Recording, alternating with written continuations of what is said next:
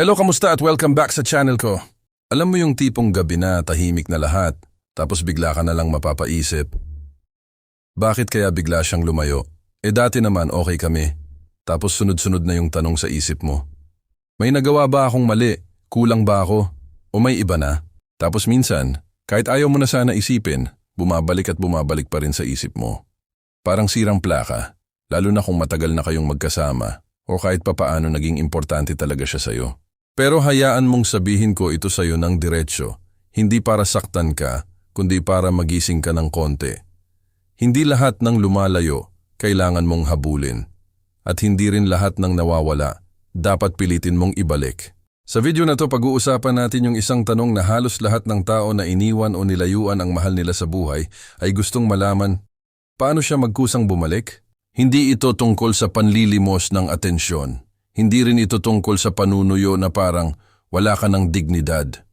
Ang pag-uusapan natin dito ay yung mas malalim na part, yung paano ka babalik sa sarili mo, sa punto na kung babalik siya, hindi dahil pinilit mo, kundi dahil may namiss siyang hindi niya mahanap kahit saan. Kasi tandaan mo, lalo na sa edad natin na medyo may mga pinagdaanan na sa buhay, hindi na sapat yung puro habol. Dapat may laman na yung presence mo. May peace ka na, may dignity ka pa. So simulan natin dahan-dahan. Unang kailangan mong maintindihan. Hindi mo siya mapipilit bumalik sa kahit anong effort na puro habol lang. Mas lalo siyang lalayo kapag nararamdaman niyang ikaw na lang yung kumakapit mag-isa. Alam mo yung pakiramdam na parang ikaw lang yung lumalaban sa relasyon? Nakakapagod yun, hindi lang para sa'yo, kundi para rin sa kanya. Kasi sa totoo lang, ang tao kapag ramdam niyang kaya ka na niyang i-take for granted, doon siya lalong lumalayo. Minsan kasi, hindi siya lumayo dahil wala ka ng value. Lumayo siya dahil sobrang predictable na ng presence mo. Nandyan ka palagi kahit hindi ka na niya masyadong pinapansin. Nandyan ka pa rin kahit wala ng effort from his side. At sa ganung sitwasyon, unti-unti talagang nawawala yung miss factor. Kasi paano ka mamimiss kung lagi ka namang available? Kaya ang unang pagbabago na kailangan mong gawin, kahit mahirap, is ibalik yung sarili mong buhay. Yung buhay na hindi umiikot lang sa kanya. Hindi ibig sabihin nun na wala kang pakialam, pero ibig sabihin nun, hindi ka nawawala kapag wala siya. Lumabas ka ulit sa routine na parang nakadepende lang sa chat niya, sa tawag niya, sa update niya. Alam mo yung simpleng bagay lang, gaya ng paglabas mo, pag-aayos mo ng sarili mo, pagbalik mo sa mga bagay na dati mong kinagigiliwan, malaking bagay yon. Kasi doon unti-unting bumabalik yung version mo na may buhay, may glow, may sarili. At totoo lang, mas nakaka-attract yun kaysa sa taong laging naghihintay lang. Pangalawa, kailangan mong matutunan yung sinasabi ng iba na quiet strength. Yung hindi ka palaging nagpaparamdam ng sakit mo sa kanya. Kasi minsan, sa sobrang gusto nating maayos agad, nagiging emotional tayo sa maling paraan. Sunod-sunod na messages, tanong ng tanong, or minsan, guilt trip pa. Pero isipin mo ito ng malinaw, kapag ang isang tao ay umiwas, mas lalo siyang aatras kapag naramdaman niyang may pressure. Pero kapag nakita niyang kaya mong maging kalmado kahit nasasaktan ka, doon siya mapapaisip, kasi hindi niya inaasahan yon. Hindi mo kailangang ipakita lahat ng lungkot mo sa kanya. Hindi mo kailangang ipaliwanag pa ulit-ulit yung value mo. Sa totoo lang, mas malakas ang epekto ng katahimikan kaysa sa maraming salita. Yung tipong alam niyang may nangyayari sa'yo, pero hindi ka nagkakagulo. Tahimik ka lang, pero may laman. At dito pumapasok yung isang bagay na madalas nakakalimutan ng marami, respeto sa sarili. Kasi kapag may respeto ka sa sarili mo, hindi ka basta-basta nagmamakaawa ng atensyon. Hindi ka basta-basta tumatanggap ng half love or sometimes care. At alam mo kung ano ang interesting. Kapag unti-unti mong binabalik yung sarili mong buhay at pinapakita mong hindi ka nagigiba kahit wala siya, doon siya nagsisimulang makaramdam ng pagbabago. Hindi dahil naglalaro ka, kundi dahil nag-e-evolve ka. Kasi ang totoo, hindi siya bumabalik dahil hinabol mo siya ng hinabol.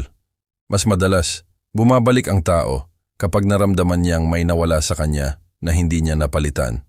At yung something na yon, hindi mo yun kinokontrol sa kanya. Kinokontrol mo yun sa sarili mo. So habang iniisip mo kung paano siya magkusang bumalik, balikan mo muna yung tanong na, Ano ba yung nawala sa akin nung sobra akong nag-focus sa kanya? Kasi doon magsisimula yung shift, hindi sa kanya, kundi sa'yo. At kapag nag-iba ka, hindi yung desperate version mo, kundi yung calm, grounded, at mas confident na ikaw. Doon nag-iiba rin yung energy ng paligid mo. Hindi mo kailangan magmadali, hindi mo kailangan pilitin ang kahit ano. Kasi sa mga susunod na usapan natin, mas lalalim pa natin kung paano mo mas mapapalakas yung presence mo na kahit wala kang sinasabi, nararamdaman pa rin niya yung value mo. Ngayon kapag sinimulan mong ibalik yung sarili mong buhay, may isang bagay na kadalasan hindi napapansin ng maraming tao. Akala nila sapat na yung magpaka-busy lang. Pero hindi ganun yun eh. Kasi may mga taong busy pero emotionally attached pa rin. Parang kahit anong gawin nila, yung isip nasa kanya pa rin. Kaya dito papasok yung mas malalim na part. Hindi lang pagiging abala kundi pagre-rebuild ng emotional balance mo. Yung tipong kahit na may nararamdaman ka pa, hindi ka na controlled nun. Ikaw na yung may hawak ng sarili mong emosyon, hindi yung emosyon mo yung humahawak sa'yo. Alam mo yung sitwasyon na bigla kang maaalala siya habang nagkakape ka? O habang nasa biyahe ka? Tapos parang bigla kang lulubog sa lungkot? Normal yon. Pero ang difference ng taong nag-grow sa taong stuck, hindi yung wala siyang nararamdaman, kundi yung marunong siyang bumalik sa sarili niya kahit may kirot. Doon pumapasok yung next important na shift, yung hindi mo na siya ginagawang center ng araw mo. Kasi sa totoo lang, habang siya yung center, hindi ka talaga makaka-move forward ng buo. Parang umiikot ka lang sa iisang tao kahit wala na siyang galaw papunta sa'yo. Ngayon, isipin mo ito ng mabuti. Kung yung tao na iniisip mo ngayon ay nakikita kang steady, calm, at hindi na madaling mabasag, ano kaya ang mararamdaman niya? Kasi dati, baka sanay siya na kapag lumayo siya, hahabol ka agad. Kapag hindi siya nag-reply, magpaparamdam ka agad. Kapag nanlamig siya, mas lalo kang lalapit. Pero ngayon, iba na yung energy. Hindi dahil naglalaro ka, kundi dahil natuto ka ng protektahan yung sarili mong peace. At sa relasyon man o sa kahit anong emotional connection, malaking bagay yon. May mga tao kasing hindi nila namamalayan kung gaano na nila naa-assume yung presence mo. Yung akala nila, nandyan ka lang palagi, kahit paano ka nila i-treat. At minsan, hindi dahil masama sila, kundi dahil masyado kang naging consistent kahit hindi na balanced. Kaya ang ginagawa ngayon, hindi paglayo para lang magpahabol, kundi pagbalik sa natural mong worth. Yung hindi mo kailangang ipaglaban araw-araw, yung hindi mo kailangang ipaliwanag lagi.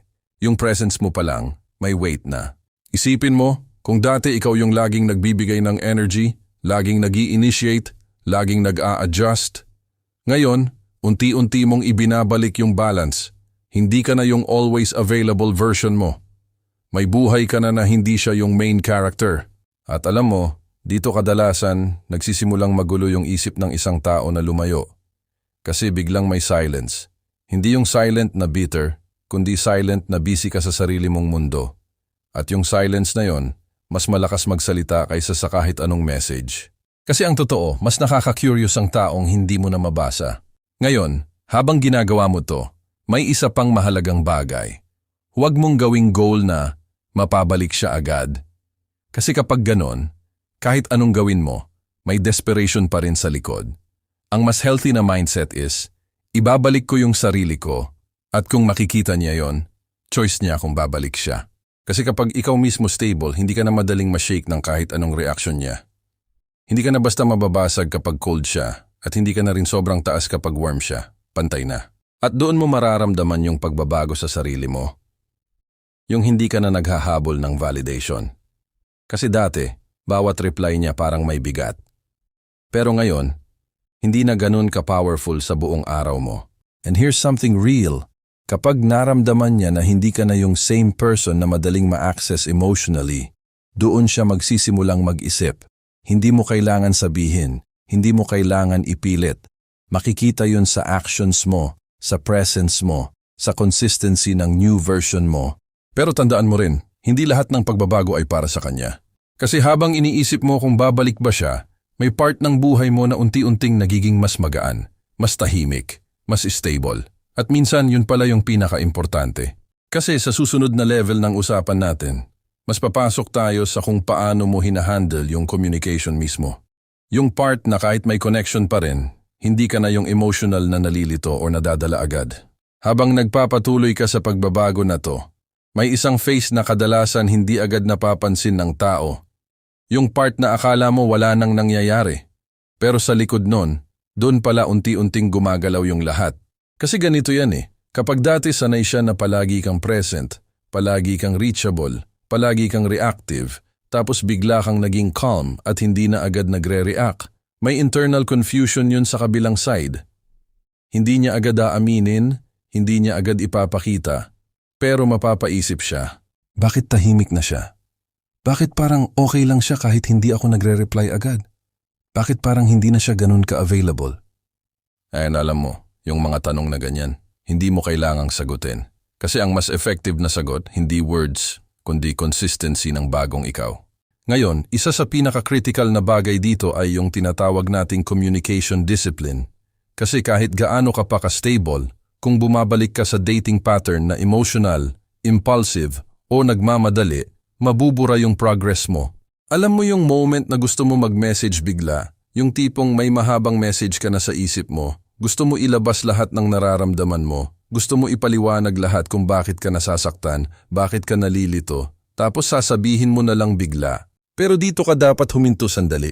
Kasi ang tanong, hindi tama ba yung nararamdaman ko? Kundi, makakatulong ba ito sa direksyon na gusto kong puntahan? Minsan kasi, kahit valid yung feelings mo, hindi siya always helpful sa outcome na gusto mo. At hindi ibig sabihin nun pinipigilan mo sarili mo. Ibig sabihin nun, marunong ka nang mag-control ng timing mo. Isipin mo yung isang taong mahalaga sa'yo na dati laging reactive. Kapag hindi siya pinapansin, magagalit. Kapag hindi sinagot agad, magtatampo. Kapag may konting distance, magpapanik. Nakakapagod, di ba? Ngayon, imagine mo yung same person pero biglang naging calm. Hindi na agad nagre-react. Hindi na nagmamadali. Hindi na nagpupush. Iba yung dating, di ba? Parang biglang may respect factor na bumabalik. Kasi sa totoong buhay, ang emotional stability is attractive. Hindi yung pagiging cold, kundi yung pagiging steady kahit may trigger. Ngayon, isa pang mahalagang bagay na dapat mong maintindihan, hindi lahat ng silence mo ay dapat punuin ng explanation. May mga panahon na mas makakabuti kung wala kang sasabihin. Kasi bawat explanation, lalo na kung paulit-ulit, minsan hindi na siya clarity, nagiging pressure na siya. At kapag may pressure, lalo lang umaatras ang tao. So ang ginagawa mo ngayon, hindi ka nagiging distant para lang magpa-miss. Hindi ka rin nagiging cold para lang maglaro. Ang ginagawa mo, binubuo mo yung version mo na hindi dependent sa emotional response ng ibang tao. At dito pumapasok yung isang subtle pero powerful shift. Yung hindi mo na siya ginagawang judge ng worth mo. Dati kasi, kahit hindi mo aminin, yung reply niya parang validation. Yung absence niya parang rejection. Yung tone niya parang indicator kung okay ka ba o hindi. Pero ngayon, unti-unti mong binabawi yon. Hindi mo na siya center ng emotional weather mo. At kapag nangyari yon, doon nagsisimulang magbago yung dynamics. Kasi ang dating ikaw na reactive, predictable, and always accessible, nagiging grounded, calm, and slightly mysterious. At sa totoo lang, yung mysterious na sinasabi natin, hindi yan pagpe-pretend. Hindi yan fake personality. Yan yung natural result ng taong may sariling buhay ulit. May routine ka. May peace ka, may moments ka na hindi na niya alam. At yung hindi niya alam, yun yung nagsisimulang mag-create ng curiosity. Ngayon, habang unti-unti mong nararanasan yung pagbabago na to, may isa pang layer na papasok, yung emotional detachment na hindi bitter, kundi healthy. Hindi ibig sabihin nun wala ka nang pakialam. Ibig sabihin nun, kaya mo nang mahalin yung sarili mo kahit hindi klaro yung response ng ibang tao. At dito kadalasan nagkakaroon ng shift sa buong dynamic. Kasi ang tao, kahit lumayo, napapansin niya pa rin yung energy mo. Hindi yung words mo, kundi yung absence ng chaos mo. At habang mas nagiging calm ka, mas lumiliit yung space na dating puno ng confusion, drama at emotional chasing. Kaya sa susunod na usapan, mas papasok tayo sa kung paano mo hinahandle yung mga moments na biglang magpaparamdam siya ulit. Kasi yun yung part na maraming tao ang nababalik sa dati. Dahil hindi nila alam kung paano mananatiling steady kahit may sudden attention. Quick lang comment mo naman taga saan ka. Gusto ko lang malaman saan umaabot ang video na to. Maraming salamat sa pakikinig. Hanggang sa susunod.